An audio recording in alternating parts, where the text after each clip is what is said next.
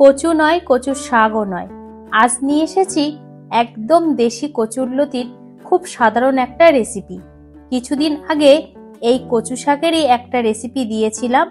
আজ সেই কচু গাছের লতির একটা রেসিপি আপনাদের সাথে শেয়ার করব। এক্সট্রা মশলাপাতি ছাড়া বিশেষ কয়েকটা উপকরণ দিয়ে বানাবো আজকের রেসিপিটা।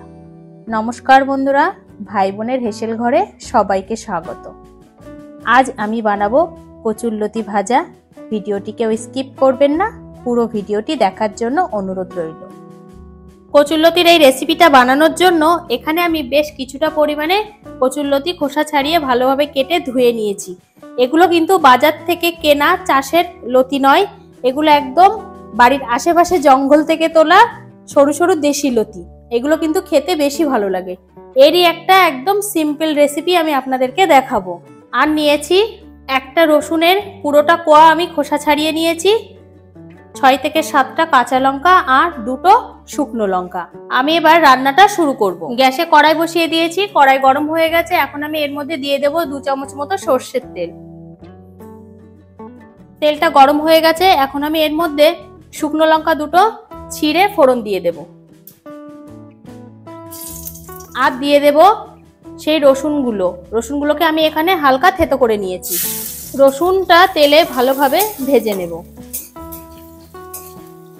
রসুনটা তেলে ভেজে নিয়েছি। এবার আমি এর মধ্যে দিয়ে দেব কেটে রাখা লতিগুলো। এবার এই লতিতে দিয়ে দেব পরিমাণ মতন 1 চামচ লবণ, 1/2 চামচ হলুদ গুঁড়ো, আর দিয়ে দেব চেরা কাঁচা লঙ্কাগুলো। এবার সবকিছুকে ভালোভাবে মিশিয়ে নেব।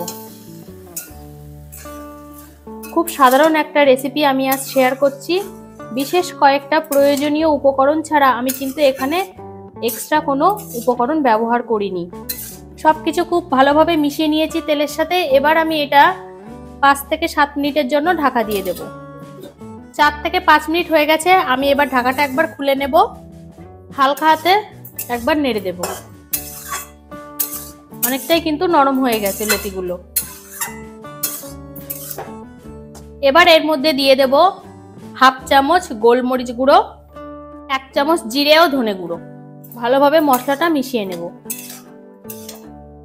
মশলাটা ভালোভাবে মিশিয়ে নিয়েছি। এবার আমি আবারও 4 থেকে 5 মিনিটের জন্য ঢাকা দিয়ে দিলাম। 4 থেকে 5 মিনিট হয়ে গেছে। আবারও আমি ঢাকাটা খুলে নিলাম। হালকা হাতে নেড়ে দেব।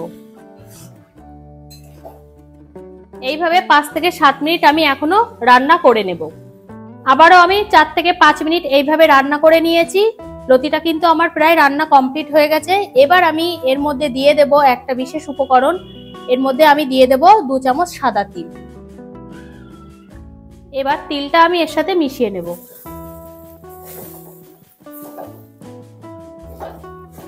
তিলটা দিয়ে আবার আমি 1 থেকে 1.5 মিনিট রান্না করে নিয়েছি। এবার আমি এটা নামিয়ে নেব। গ্যাসটাকে অফ করে দিলাম। তিলটা দেওয়ার পরেও আমি 1 থেকে 1.5 মিনিট রান্না করে নিয়েছি। রান্নাটা আমার পুরোপুরি কমপ্লিট হয়ে গেছে। এবার আমি এটা একটা সার্ভিং প্লেটে নামিয়ে নেব। রেডি হয়ে গেছে আজকের রেসিপি কচুরলতি ভাজা। এটা কিন্তু এখন গরম গরম ভাতের সাথে খেতে অসাধারণ লাগবে। আপনারাও বাড়িতে এইভাবে ট্রাই করুন এবং কেমন হলো অবশ্যই কমেন্ট করে জানাবেন। কিন্তু আজকের রেসিপিটা তাহলে এই পর্যন্ত। যে সকল নতুন বন্ধু আমার ইউটিউব চ্যানেল থেকে দেখছেন তারা অবশ্যই চ্যানেলটিকে সাবস্ক্রাইব করে দেবেন। আর যে সকল বন্ধুরা ফেসবুক থেকে দেখছেন তারা অবশ্যই পেজটিকে ফলো করে দেবেন। আজ তাহলে এই পর্যন্ত। দেখা হচ্ছে পরের কোনো রেসিপিতে।